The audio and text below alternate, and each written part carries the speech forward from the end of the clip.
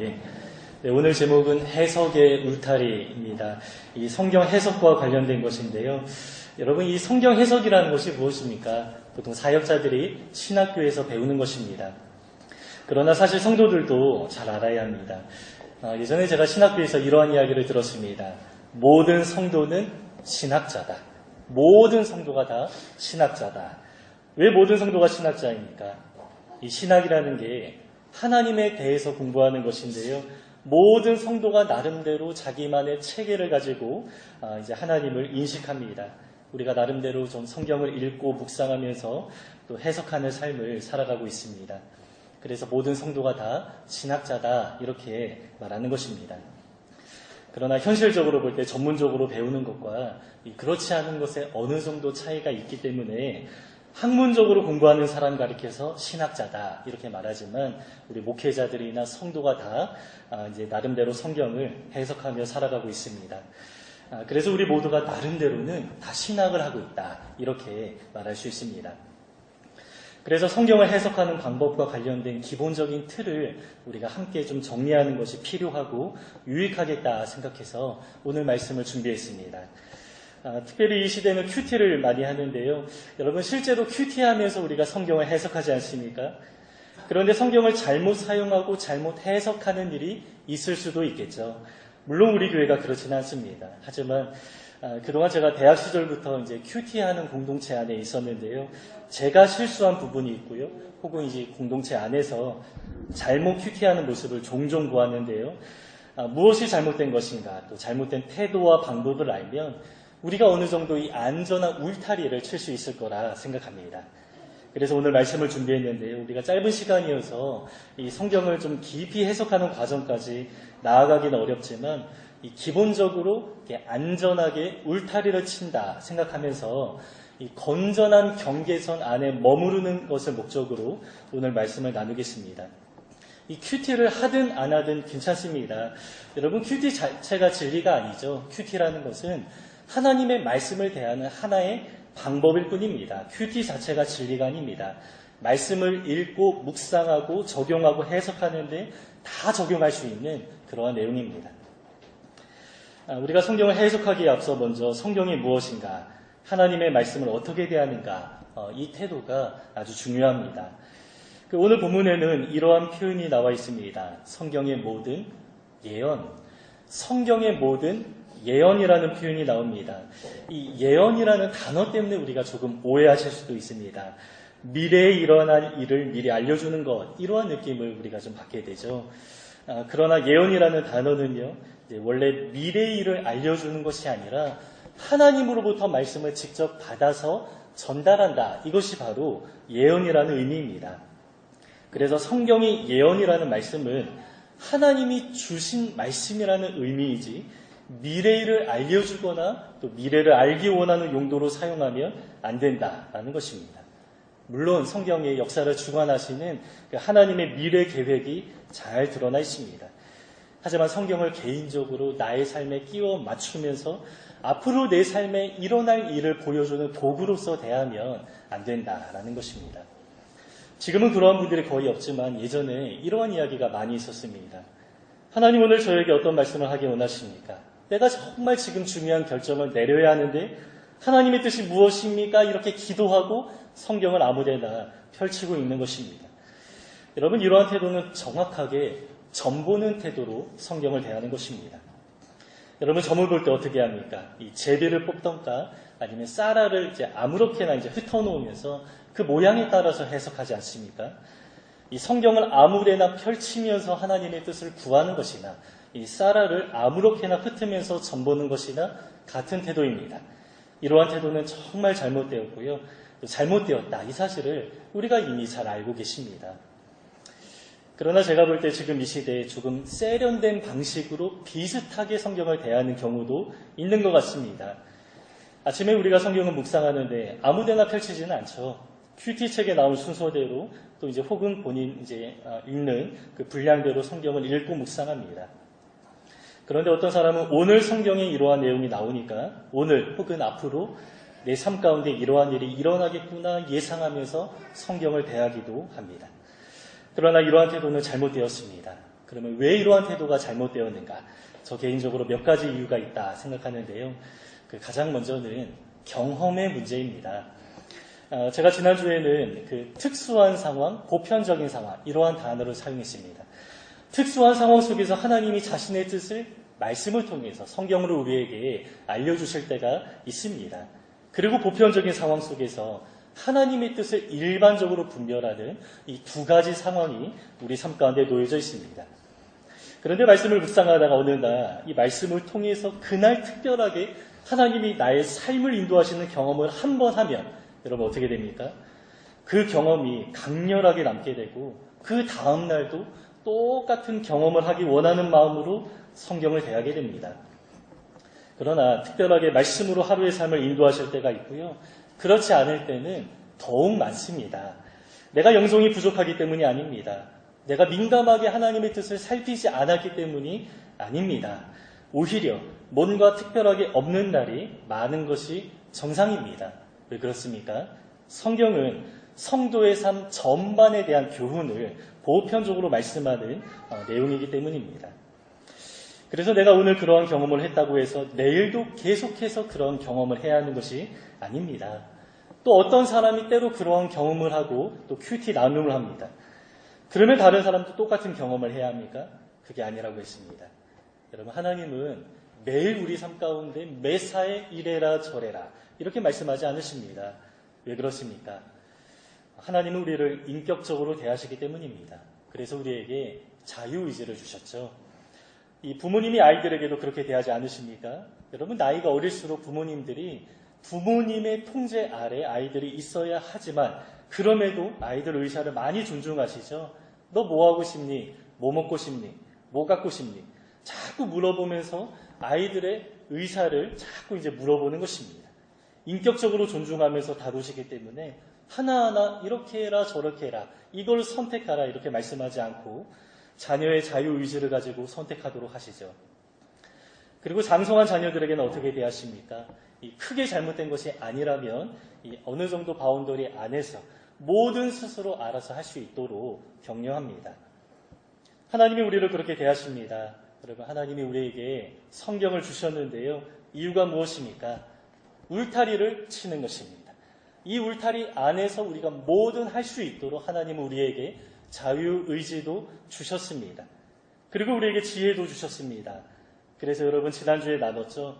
성경과 지혜를 가지고 그리고 우리에게 주신 자유의지로 내가 선택하면 되는 것입니다. 하나님이 때로 우리 삶 가운데 특별하게 말씀하실 때가 있습니다. 그러나 평소에는 그렇지 않은데요. 그게 사실 자연스러운 것입니다.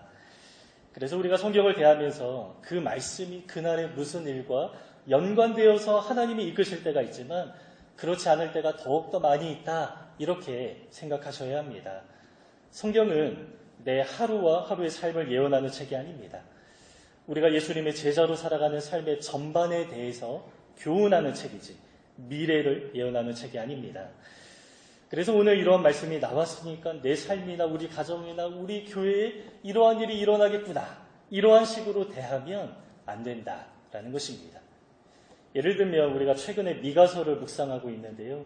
여러분 미가서 읽다 보면 그 심판의 메시지가 굉장히 많이 나오지 않습니까? 그러면 요즘에 이런 말씀이 계속 나오니까 하나님이 우리 삶 가운데 심판하시겠구나 이렇게 생각하실 수도 있는데 잘못되었다라는 것입니다. 그런데 실제로 큐티하는 분들 중에 말씀을 이렇게 대하는 분들이 꽤 있습니다. 왜 이렇게 대하는 게 잘못인지 조금 후에 구체적으로 나누겠습니다. 이 두 번째로 잘못된 태도가 있는데요. 이 말씀을 적용하는 데 지나치게 관심을 많이 두기 때문입니다. 우리가 큐티하는 데 이 다음과 같이 세 가지 단계가 있습니다. 관찰하고요. 그리고 해석하고 그리고 적용하는 단계가 있습니다. 여러분 여기서 가장 중요한 것이 무엇입니까? 많은 사람이 적용이다 이렇게 대답합니다. 하지만 가장 중요한 것은 적용이 아닙니다. 관찰과 해석입니다. 왜냐하면 여러분 첫 단추가 아주 중요하죠. 관찰과 해석이 잘못되면 적용하지 못하기 때문입니다. 바르게 적용하지 못합니다. 그러면 말씀을 실컷 묵상해 놓고 하나님의 의도와 상관없이 살아가면서 나는 하나님의 뜻 가운데 순종한다 이렇게 착각하며 살아갈 수도 있기 때문입니다. 그래서 큐티하실 때 이제 우리 큐티 책에 가장 먼저 나오는 질문이 있습니다. 적용이 아닙니다. 하나님을 알아가는 것입니다. 나에게 하나님은 어떠한 분이십니까? 이 질문이 늘 나오는데요. 여러분, 이것이 굉장히 중요합니다. 큐티하는 첫 번째 목적, 적용이 아니라 하나님을 알아가는 것이 바로 큐티하는 목적입니다. 하나님을 바르게 알아가면요, 그 알므로부터 우리의 삶이 자연스럽게 변화되고 적용이 되는 것입니다. 그래서 이제 큐티하다 보면 여러분 당장 그날에 좀 적용하지 못할 수도 있습니다. 매일매일 반드시 적용해야 된다, 이러한 강박에서 우리가 조금 벗어나야 됩니다. 오늘 묵상했다가 2, 3일 후에 적용할 일이 생기기도 하고요. 또 예전에 묵상한 내용을 가지고 오늘 적용할 수도 있습니다. 또 어떤 말씀을 또 매일마다 이렇게 적용해야 되는 그런 말씀이 있기도 하죠. 그래서 우리가 당장에 적용할 수 없더라도 내가 지금 큐티하는 목적은 오늘 하루에 적용하는 것이 아니라 하나님을 알아가는 데 있다 생각하고 여기에 집중하면 어떻게 됩니까? 적용은 자연스럽게 바르게 따라오는 것입니다. 그러나 당장 하루를 살아가는데 반드시 적용해야 된다 생각하면 조금 부작용이 생길 수가 있습니다. 하나님의 말씀에 나의 삶이 맞춰져야 하는데 내 삶의 현실 가운데 말씀을 끌어당깁니다. 억지로 끼워 맞추고 해석하게 됩니다. 오늘 적용할 일이 별로 없는 것 같은데 반드시 적용해야 된다 생각하면 내 삶을 중심으로 말씀을 왜곡하고 변형하면서 억지로 나의 삶 가운데 끌어맞추는 그러한 경향이 생기기도 합니다. 여러분, 이러한 경험들 많이 좀 있으실 것 같습니다. 저도 그러한 경험들이 있습니다. 그러나 여러분, 중심은 나의 삶이 아닙니다. 중심은 하나님의 말씀이 되셔야 합니다. 하나님의 말씀에 나의 삶이 맞춰져야 하는 것이죠. 나를 중심으로 내 삶에 대한 관심을 가지고 내 삶의 상황에 어울리는 말씀에만 관심을 가지거나 또 취사 선택하거나 또 내 삶의 현실에 끼워 맞추려고 하면 안 된다라는 것입니다. 여러분, 말씀은 하나님이십니다. 말씀에 대한 경외감을 가지고 우리가 말씀을 대해야 하는데요. 당장에 적용할 것이 없더라도 본문을 통해서 하나님이 어떠한 분인가 알아간다면 여러분 그것으로 충분합니다. 그러면 나머지는 아주 자연스럽게 따라오는 것입니다. 그래서 우리가 하루 큐티 하시면서 하나님이 이러한 분이시구나 깨달으셨다면 여러분 그것으로 큐티를 마치셔도 괜찮습니다. 왜냐하면 성령님은 진리의 영이신데요. 하나님은 이러한 분이다. 이 진리가 우리 안에 있다면 성령께서 때마다 적재적소에 사용하십니다. 하나님이 이러한 분이기 때문에 내가 이렇게 기도해야겠구나. 또 내가 이렇게 말하고 행동해야겠다. 또 다른 사람들에게 이렇게 대해야겠다. 때마다 상황마다 성령께서 우리 안에 담겨진 진리를 꺼내 사용하시고 역사하십니다. 그래서 우리가 과도하게 적용에 신경 쓰기보다 이 하나님을 알아가는 데 초점을 맞추는 것이 아주 중요합니다. 이제 세 번째입니다. 우리가 성경을 대하는 또 한 가지 문제가 있는데요. 이번에는 그 해석과 관련된 것입니다. 우리 표를 보시면 좀 좋겠는데요. 우리가 성경을 해석할 때 그 안에 담긴 원리를 뽑아내는 것이 중요합니다. 이 원리는 변하지 않는 것입니다. 그러나 변하는 것이 있죠. 고대의 상황이 있습니다. 성경 시대에 기록된 상황이 있는데 지금 우리 상황하고 많이 다르죠. 그러나 그 안에 담긴 원리는 변하면 안 된다라는 것입니다. 그래서 우리가 성경을 해석할 때 정말 중요한 것이 안에 담긴 원리를 뽑아내는 것이 정말 중요합니다. 그래서 이제 해석의 과정이 필요한 것이죠. 그래서 여러분 성경은 그냥 교훈지처럼 그냥 주어진 것이 아닙니다. 물론 잠언처럼 문자 그대로 적용할 수 있는 말씀이 있습니다. 그러나 사실은 잠언도 해석의 과정이 필요한데요. 여러분 잠언을 제외한 모든 성경의 내용이 어떻습니까? 모든 성경의 내용은 다 어느 역사적인 배경 속에서 주어졌습니다. 당시 역사와 문화와 시대적인 상황이 있습니다. 따라서 어느 역사와 문화와 상황 속에 주어진 말씀의 원리를 뽑아내는 것이 아주 중요합니다. 이 원리를 가지고 우리 시대, 우리 상황 속에 다르게 적용하는 것이지 성경의 역사를 그대로 적용하면 안 되고요. 성경의 문화와 상황을 그대로 우리 시대에 적용하면 안 된다라는 것입니다. 좀 예를 들며 설명하면요. 제가 지난주에 그 히스기야와 시드기야 말씀을 함께 나누었습니다. 그런데 여러분, 그 히스기야의 배경이 무엇입니까? 하나님이 나라를 구원하시는 것이 히스기야 시대의 배경이었습니다. 그러면 그 본문을 대하면서 하나님이 히스기야처럼 우리 민족을 구원하시겠구나, 이렇게 생각하면 안 된다라는 것이죠. 그것은 그냥 지나간 역사적인 상황뿐입니다. 배경일 뿐입니다. 그러면 그 안에 담긴 원리가 무엇입니까? 히스기야가 기도했는데요, 오직 하나님만 의지하면서 기도했습니다. 이 원리를 지금 우리가 살아가는 삶의 현장 가운데 적용해야지, 배경을 그대로 적용하면 안 된다라는 것입니다. 그러면 시드기야를 읽으면 어떻습니까? 이 시드기야 사건 속에는 하나님이 징계하시는 내용이 많이 나옵니다. 그 말씀을 읽을 때에는 하나님이 지금 우리 시대에 심판하실 것이라, 여러분 이렇게 적용하면 되겠습니까? 그렇게 하면 안 된다라는 것이죠. 그 안에 담긴 의미는 무엇입니까? 순종하는 데 가로막고 있는 두려움의 문제를 극복해야 된다, 이것이 원리이고요. 그러면 적용할 때 어떻게 합니까? 지금 우리가 살아가는 현실 속에서 내가 무엇을 좀 두려워하고 있나, 순종하는 데 가로막고 있는 문제가 무엇인가, 이렇게 묵상하면서 나의 삶의 현실 가운데 적용해야 한다라는 것입니다. 그런데 원리를 뽑아내서 우리 시대의 배경을 적용하는 것이 아니라 이제 배경을 있는 그대로 적용하는 그러한 경우들이 조금 있고요. 또 그렇게 설교하는 분도 제가 보았습니다. 제가 대학 때 어느 목사님이 이렇게 설교하셨습니다. 그 예레미야 사건이었는데요. 그 예레미야가 70년의 포로 생활을 예언했고요. 70년이 지나자 실제로 포로에서 해방되었는데, 이 70년이라는 기간을 우리 민족에 그대로 적용하는 것입니다. 왜냐하면 이스라엘 역사하고 우리 한반도의 역사가 비슷하다 느끼기 때문입니다. 그래서 우리나라가 그 1948년에 분단되었고 이제 70년을 좀 바라보고 있는데요. 70년이 차면 북한의 성도들이 아마 해방될 것이다, 이렇게 설교한 것입니다.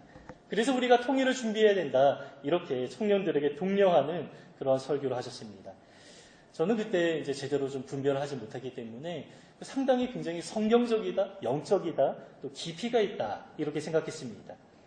실제로 우리 이스라엘 역사하고 우리 한반도의 역사가 좀 굉장히 비슷하게 느껴지죠. 똑같이 남북에 갈라졌습니다. 또 신앙의 터 위에 시작했습니다. 또 북한의 성도들이 고통하는 연수가 비슷하게 흘러가고 있습니다. 그리고 북한이 빨리 해방되기 원하는 마음이 성경을 읽는데 그 마음이 투영되는 것이죠. 하지만 이러한 방식의 설교는 정말 잘못된 설교입니다. 여러분, 이런 설교에 우리가 넘어가면 안 됩니다. 상당히 영적인 것처럼 보이지만 이 건전한 해석의 과정이 없는 것입니다. 그냥 문자적으로 역사적인 사건 배경을 문자적으로 적용한 것이지 그 안에 담긴 원리를 뽑아내지 않았고 그 원리를 제대로 적용하지 않은 것입니다. 그러면 여러분, 그 70년에 담긴 그 의미, 메시지가 무엇이겠습니까? 그 의미는 하나님이 역사를 주관하신다라는 것과 하나님이 작정하신 때가 있다라는 것입니다. 그러면 그 원리를 지금 우리 시대에 어떻게 적용할 수 있겠습니까? 북한의 성도들이 지금 비록 고통하는 중에 있지만 그럼에도 세계 역사는, 또 우리나라 역사는 하나님이 주관하신다. 우리가 다 알 수 없는 하나님의 작정하심과 시기가 있을 텐데 우리는 그 시기는 모르지만 우리가 인내하면서 기도해야겠다, 이렇게 적용하는 것이 건전한 방식입니다. 이 성경에 나온 연도를 가지고 우리 시대에 문자적으로 그대로 적용해서 어느 시기를 예측하는 것은 어떻게 보면 영적인 것처럼 보이지만 정말 어리석은 방식입니다. 이것은 성경을 좀 해석하는 기초인데요. 신학교에 들어가면 가장 먼저 배우는 것입니다. 제가 이제 그 도표를 좀 보여드렸는데요. 이러한 도표를 가장 먼저 배웁니다. 여러분, 우리가 분별력을 가지고 이상한 설교에 미혹되지 마시기 바랍니다. 그리고 우리가 개인적으로 큐티할 때에도 주의해야 할 내용입니다. 이제 마지막으로 해석과 적용에 관한 이야기입니다. 좀 가장 중요하고요. 우리가 가장 조심스럽게 다뤄야 하는 부분입니다. 해석과 적용의 차이를 우리가 좀 잘 알아야 하는데요. 해석은 이렇습니다. 해석은 우리가 공적으로 다루는 것입니다. 적용은 사적으로 하는 것입니다.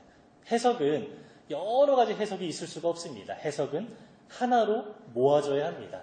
그러나 적용은 어떻습니까? 각자 우리 삶의 다양한 현장이 있죠. 다양한 현장 가운데 다양하게 적용점은 퍼져야 합니다. 여러분 이것이 무슨 의미입니까?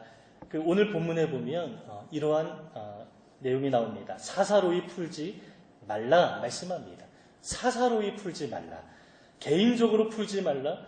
나의 느낌에 의존해서 성경을 해석하지 말라라는 것입니다. 그래서 여러분 성경 해석은 공적으로 다뤄져야 하는 것입니다. 신학이 괜히 있는 것이 아닙니다. 여러분 신학이라는 것은 울타리와 같은 것입니다. 우리를 안전하게 보호해 줍니다. 그래서 설교자의 필수 과정이 신학을 배우는 것이죠. 그리고 공적으로 설교하는 사람은 이 공적인 해석의 건전한 틀 안에서 설교해야 합니다.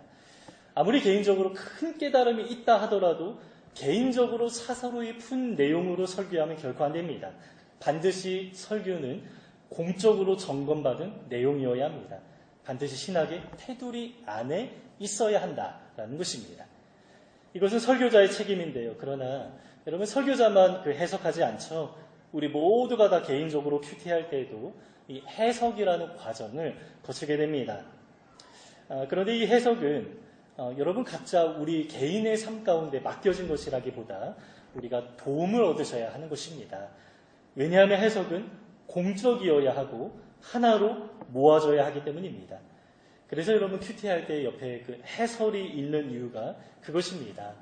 여러분 해설을 결코 무시하시면 안 됩니다. 특히 우리 교회에서 매일 성경을 많이 다루시는데요.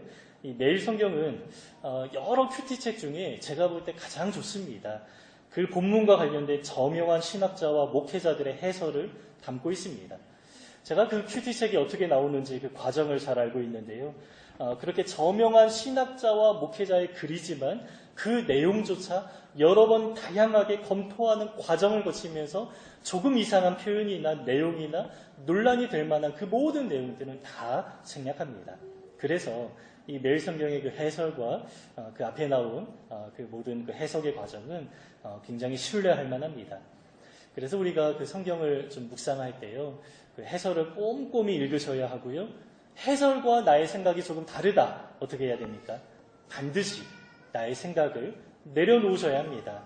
해석된 틀 안에서 우리가 적용해야지 다르게 해석하고 다르게 개인적으로 내 느낌에 의존해서 해석하면 안 된다라는 것입니다. 그런데 우리가 성경을 묵상하다 보면 때로 좀 너무 자유롭게 하는 그러한 경향이 조금 나타나기도 합니다. 이 한국인의 특성이 감성적인 것인데요. 이 성경을 대할 때에도 우리 개인의 느낌에 의존할 때가 때로 있을 수 있습니다. 이 사람들은 이렇게 믿습니다. 성경을 대할 때에 성령께서 내 마음에 역사하신다. 그래서 마음에 울리는 느낌을 가지고 이 성경은 이러한 의미이구나 이렇게 개인적으로 해석하려는 것입니다. 그러나 여러분 이러한 태도는 조금 위험할 수 있습니다. 왜 그렇습니까? 여러분 우리의 감정 믿을 수 있습니까? 믿을 만하지 않습니다. 감정이라는 것은 다양하게 영향을 받습니다. 물론 성령께서 우리 마음 가운데, 우리 감정 가운데 역사하기도 하시지만 우리의 감정이 성령님에게만 영향을 받는 것입니까? 그렇지 않죠. 상처에 영향을 받아서 이 왜곡된 감정이 우리 가운데 나타나기도 하고 과거의 경험이나 현재 나의 상황에 영향을 많이 받기도 합니다. 여러분 말 한마디에 우리의 감정 영향 많이 받죠. 작은 것에도 민감하게 영향을 받는 것이 우리의 감정입니다. 그래서 여러분 해석할 때에는 이러한 느낌이 든다. 나의 느낌, 나의 감정에 의존하시면 결코 안 됩니다. 다시 말씀드리지만 해석은 사사로이 하면 안 됩니다. 개인적으로 푸는 것이 아닙니다. 공적으로 하나의 해석으로 모아져야 하는 것입니다. 물론 해석할 때 이러한 면이 있고 또 다른 면에서 볼 수는 있겠지만 또 다른 면에서 알려지지 않은 것들을 우리가 캐낼 수도 있겠습니다. 하지만 반대되는 내용으로 공적으로 해석된 내용과 내가 느끼는 것이 반대가 되면 안 된다라는 것입니다. 그래서 여러분 성경을 해석할 때에는 우리의 느낌에 의존하면 결코 안 됩니다. 성령님이 나에게 이러한 느낌을 주신다 이러한 식으로 해석하면 안 됩니다. 해석이라는 과정은 반드시 이성적이고요. 논리적으로 해야 합니다. 반드시 그렇게 해석하게 된 근거가 있어야 하는 것이죠. 문맥을 다 따지면서 성경의 배경을 따지면서 또 신학을 공부하면서 그 울타리 안에서 논리적인 이유가 반드시 있어야 합니다. 여러분 성령님은 우리 감정에만 역사하는 분이 아니십니다. 우리의 머리, 이성과 논리 과정에도 역사하는 분이십니다. 그래서 해석의 과정은 상당히 논리적으로, 학문적으로 아주 치열한 과정이 필요합니다. 그리고 적용할 때는 어떻습니까? 해석된 어느 원리를 가지고 우리 각자의 다양한 삶 가운데 다양하게 적용할 수 있는 것입니다. 해석은 공적으로, 적용은 사적으로 하는 것입니다. 해석은 이성적으로, 논리적으로, 적용할 때 어떻습니까? 우리의 감정을 풀어놓으면서 다양하게 우리의 삶의 현장 가운데 자유롭게 하실 수 있습니다. 여러분, 우리가 이 두 가지 차이를 잘 아셔야 건전한 방식으로 하나님의 말씀을 우리가 대할 수 있습니다. 왜 사람들이 개인적으로 자기 느낌에 따라 해석할까 제가 조금 생각해 봤는데요. 이것은 우리 시대적인 흐름하고 조금 관련되어 있습니다. 그 18세기 이후에 나타난 큰 변화 중에 하나가 있는데요. 이 문학 비평 방법론과 관련되어 있습니다. 이것은 어느 작가가요, 어느 의도를 가지고 책을 쓰지만 그 책에 대한 해석은 독자에게 남겨진다. 이러한 생각입니다. 저자의 의도보다 중요한 것이 무엇입니까? 독자의 반응에 더 많은 비중을 두는 것입니다. 그래서 최근 작가들은 자기가 어떤 의도를 가지고 이제 책을 씁니다. 그러나 책을 쓰고 이제 출간하게 되면 더 이상 그 책은 내 것이 아니다. 이제 독자에게 맡겨진 것이다. 그래서 다양하게 사람들로 하여금 마음껏 해석하도록 내어둡니다. 책을 쓸 때는 나의 것이지만 출간하면 이제 독자의 것이다. 이렇게 이해하는 것입니다. 현대 문학은 다 이러한 관점을 가지고 대합니다. 그러나 이러한 태도로 성경에 적용하면 결코 안 되겠죠. 이러한 방법론으로 성경을 연구하면 여러분 우리가 그토록 경계하고 비판하는 자유주의가 생기게 된 것입니다. 이 자유주의가 이러한 방법론으로 성경을 대했기 때문에 이제 자유주의가 나온 것이죠. 일반 책을 연구하듯 일반 고전문학을 연구하듯 성경을 같은 방법론으로 연구했던 것입니다. 그러나 여러분 성경을 대할 때에는 독자가 우선하지 않습니다. 철저하게 저자의 의도가 중요합니다. 여기에 초점을 맞추고 우리가 해석해야 됩니다. 물론 적용할 때에는 이제 독자에게 삶 가운데 적용하게 하죠. 하지만 해석할 때에는 독자 나름대로 개인적으로 해석할 수 있도록 독자에게 맡겨진 책이 아니라는 것입니다. 성경은 하나님의 책입니다. 그 의미가 독자에 의해서 개인의 삶과 개인의 감정에 의해서 왜곡되거나 훼손되면 안 되는 유일한 책이 바로 하나님의 말씀 성경입니다. 제가 좀 잘못된 어떤 그 두 가지 예를 조금 들려고 하는데요.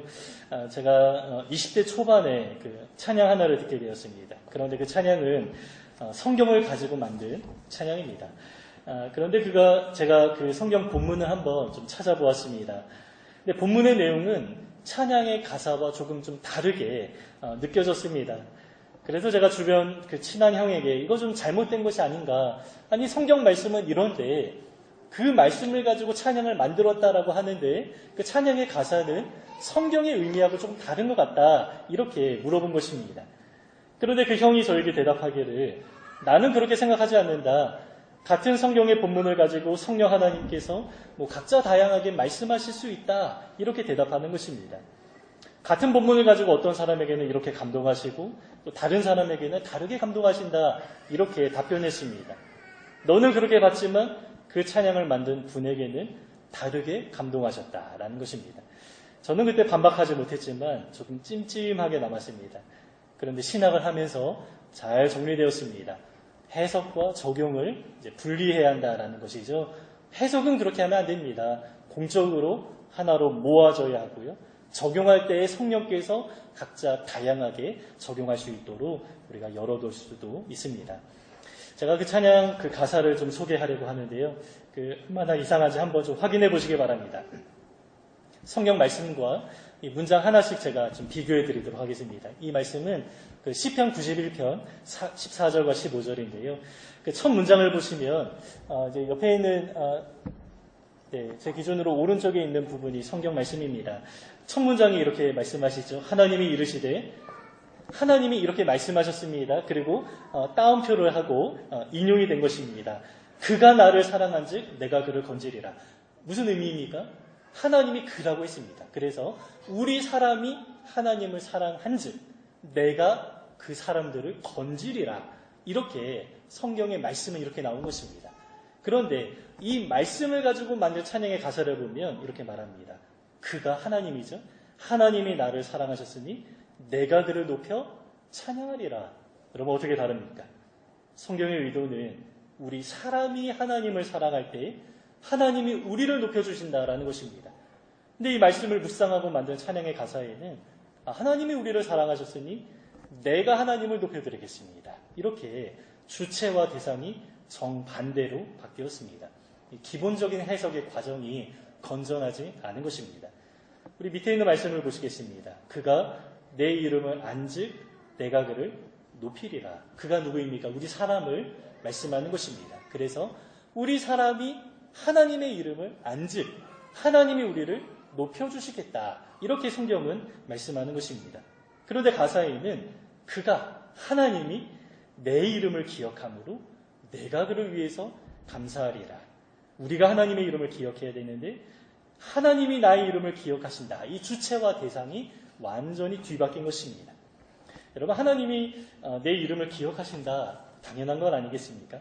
그런데 여러분 당연하지 않은 것이 있는데 우리 사람이 하나님의 이름을 기억하는 것입니다. 하나님의 이름을 기억하며 살아가는 우리 성도들이 있고요. 또 그렇지 않은 사람들이 있습니다.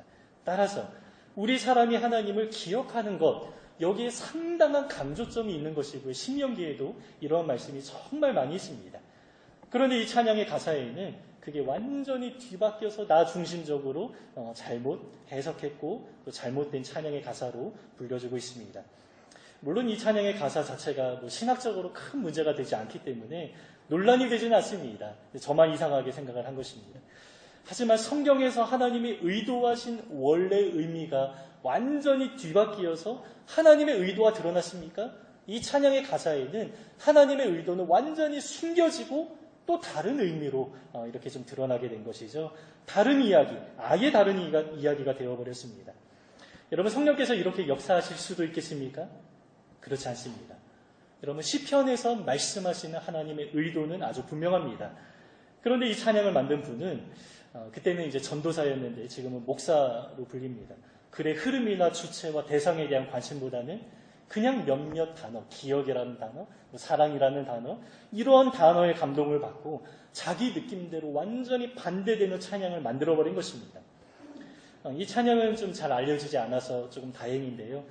제 모교에서는 좀 대형교회, 큰 교회인데 정말 많이 불리는 찬양입니다. 마지막으로 제가 한 가지 예를 좀 들겠습니다. 아주 유명한 그 표현인데요. 시편 84편에 그 시온의 대로라는 단어가 나옵니다.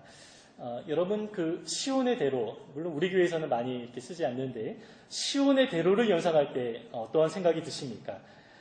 저희 모교에서는 그러한 단어를 굉장히 많이 사용합니다. 언제 사용하냐? 자녀들을 축복할 때 그 삶에 시온의 대로가 펼쳐지게 하여 주시옵소서 이러한 기도를 많이 합니다. 어떠한 의도로 이렇게 기도합니까? 그 삶 가운데 앞길에 어떠한 장애도 없이 고속도로처럼 뻥 뚫린 인생길을 살아가기 원하는 마음으로 평탄하고 형통한 길을 걷기 원하는 마음으로 시온의 대로가 열려지게 하여 주시옵소서 이렇게 기도하는 것입니다. 그런데 여러분 이 표현은 사실은 그렇게 유명한 표현이 아닙니다. 성경에 한 번 나온 표현입니다. 그런데 정말 유명해졌습니다. 왜 그렇습니까? 우리 사람의 욕망과 관련되어 있습니다. 하나님의 마음이나 하나님의 의도는 그렇지 않은데 전혀 다른 의미로 다르게 우리가 해석하고 적용하는 것입니다. 우리 사람의 욕망에 투영되어서 잘못 해석하면서 유명해진 말씀 중에 하나입니다. 이게 해석하는 과정을 제가 다 말씀드릴 수는 없지만 예전에 금요 예배나 제가 이제 몇 차례 이 본문을 가지고 설교한 기억이 있습니다. 시편 84편을 종합적으로 해석할 때 이렇습니다. 이 시온의 대로라는 것은 우리 사람의 인생의 앞길에 펼쳐지는 대로를 의미하는 것이 아닙니다. 우리 마음의 대로, 인생 길이 아니라 우리 마음의 큰 길이 열려지기를 이제 원하는 마음으로 시온의 대로 이렇게 표현하는 것이고요. 그 대로가 어디로 향합니까? 우리 세상의 인생길을 말하는 것이 아니라 하나님을 향해 나아가는 길. 굳이 말하면 교회를 향하여서, 예배를 향하여서, 예수 그리스도를 향하여서 나아가는 그 마음의 넓은 길을 말씀하는 것입니다. 세상에서 살아갈 때 넓고 편하게 안락하게 평탄한 길을 걷으라는 그러한 축복의 메시지가 결코 아닙니다. 여러분, 성경의 의도는 전혀 그렇지 않습니다.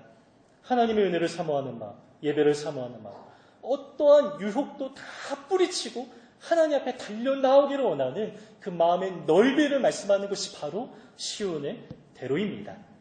잘못 해석되었는데요. 어떻게 보면 이 말씀도 정반대로 해석되었습니다. 평탄한 인생길의 넓이가 아니라 마음의 넓이입니다. 세상을 향해 나아가는 것이 아니라 하나님을 향해 나아가는 넓은 길을 의미하는 것입니다. 그래서 여러분, 제가 해석이 중요하다라는 것이 바로 이러한 이유입니다. 사사로이 해석하면 이러한 결과가 나타나는 것입니다. 따라서 우리가 공적으로 해설의 도움을 받거나 목회자는 이 신학의 도움을 받아서 반드시 공적으로 해석되어야 합니다. 사사로이 개인의 느낌을 가지고 해석하면 결코 안 된다라는 것입니다. 적용은 마음껏 하셔도 됩니다. 삶의 현장에 다양한 변수가 있습니다. 말씀의 원리를 가지고 다양하게 나의 느낌과 나의 감정에 따라서 마음껏 적용하셔도 됩니다. 하지만 해석은 결코 그렇게 하시면 안 됩니다. 우리를 향한 하나님의 의도가 있습니다. 우리를 향한 하나님의 뜻과 하나님의 마음은 아주 분명합니다. 그런데 나의 왜곡된 마음과 개인적인 소원이나 개인적인 욕심과 결부되어서 성경을 해석할 때 아주 이상하게 나아가게 됩니다. 그러면 아무리 성경을 많이 대해도 하나님과 상관없이 멀어질 수밖에 없습니다. 하나님의 의도, 하나님의 마음과 전혀 동떨어진 삶을 살아갈 수밖에 없습니다. 그래서 여러분, 성경은 우리가 쉽게 대하면 안 되겠죠. 이 베드로 사도의 말씀인데요. 우리가 베드로 후서 3장 15절 16절을 우리 함께 좀 읽으면 좋겠습니다. 우리 함께 읽으시겠습니다. 시작.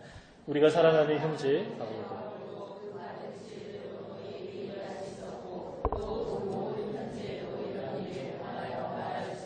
그 중에 알기 어려운 것이 더러 있으니 무식한 자들과 굳세지 못한 자들이 다른 성경과 같이 그것도 억지로 풀다가 스스로 멸망에 이르느니라. 이 베드로 후서에 이런 강조점이 굉장히 많이 있는데요. 사사로이 풀지 말라 이러한 표현이 1장에 나오고요. 3장에서는 마지막으로 유언처럼 말하는데요. 성경이 쉽지 않다. 물론 쉬운 내용도 있습니다. 그런데 다른 성경과 같이 바울의 길을 억지로 풀다가 스스로 멸망에 이르는, 그래서 어려운 내용을 우리가 내 느낌에 따라서 이 말씀은 좀 이런 말씀인 것 같다, 이런 식으로 억지로 해석하거나 풀면 결코 안 된다라는 것입니다. 어려운 것은 그냥 어려운 것으로 내어두어야 하고, 또 쉽게 다가오는 것, 또 이제 해석이 된 내용들은 우리가 받아들이면 되는 것입니다. 그래서 우리가 개인적인 느낌에 의존해서 하나님이 이 말씀을 통해서 오늘 나에게 이렇게 좀 말씀하시는 것 같다, 이 말씀의 의미는 이러한 것 같다, 이러한 어떤 느낌에 의존해서 해석하는 것은 우리가 조금 경계해야 됩니다. 오늘은 4가지 말씀을 나눴습니다. 그 첫 번째는 제가 이제 격가지를 좀 치는 어떤 그런 관점에서 말씀을 나눴는데요. 그 첫 번째는 오늘 일어날 일을 알려주는 도구로서 성경을 대하면 안 된다라는 것입니다. 오늘 말씀에 이런 말씀이 있으니까 오늘 내 삶에 이러한 일이 일어나겠구나, 이렇게 되면 안 됩니다. 그런 일이 있습니다. 부정하는 것이 아닙니다. 그러나 아주 특별하게 그러한 경험을 하기도 하는데 일반적이지는 않습니다. 왜냐하면 예수님의 제자로 살아가는 우리 삶의 보편적인 전반에 관해서 교훈하는 내용이 바로 성경이기 때문입니다. 삶의 전반에 관한 내용이지 오늘 내 삶에 일어난 일을 예언하는 책은 아닙니다. 그리고 두 번째, 당장에 적용할 수 없기도 이제 한 것이죠. 그러나 적용보다 우리가 하나님을 알아가는 목적으로 성경을 대하시면 적용까지 아주 자연스럽게 연결이 됩니다. 그리고 세 번째, 원리를 적용해야지 성경의 역사적인 배경과 문자 그대로 적용하면 안 됩니다. 어느 단어, 어느 표현, 문자적으로 적용하거나 역사적인 배경을 우리 시대 그대로 끌고 와서 이러한 역사가 우리 시대 가운데 일어나겠구나, 이렇게 해석하면 안 됩니다. 중요한 것은 그 안에 담긴 원리만 뽑아내어서 우리 삶의 현실, 배경 속에 다르게 적용할 수 있는 것입니다. 그리고 네 번째는 이제 해석입니다. 해석은 공적으로 하나로 모아져야 합니다. 그러나 적용은 사적으로 다양하게 할 수 있습니다. 해석은 논리적이고 이성적인 과정이 필요합니다. 적용은 개인적인 감정과 느낌에 따라서 자유롭게 하실 수 있습니다. 여러분 이 네 가지만 우리가 좀 잘 기억한다면 우리가 큐티하거나 성경 대하실 때 어느 정도 우리가 안전한 테두리 안에서 성경을 대하실 수 있으리라 믿습니다. 여러분 울타리가 있으면 어떻습니까? 좀 울타리가 있으면 조금 불편할 수도 있습니다. 그러나 여러분 울타리가 있으면 안전합니다. 그 안에서라면 안전하게 마음껏 자유하실 수 있습니다. 여러분 이 울타리 안에서 우리가 하나님을 건전하고 바르게 알아가는 데 힘쓰시기를 주님의 이름으로 축복합니다. 예. 네, 오늘 제목은 해석의 울타리입니다. 이 성경 해석과 관련된 것인데요. 여러분 이 성경 해석이라는 것이 무엇입니까? 보통 사역자들이 신학교에서 배우는 것입니다. 그러나 사실 성도들도 잘 알아야 합니다. 예전에 제가 신학교에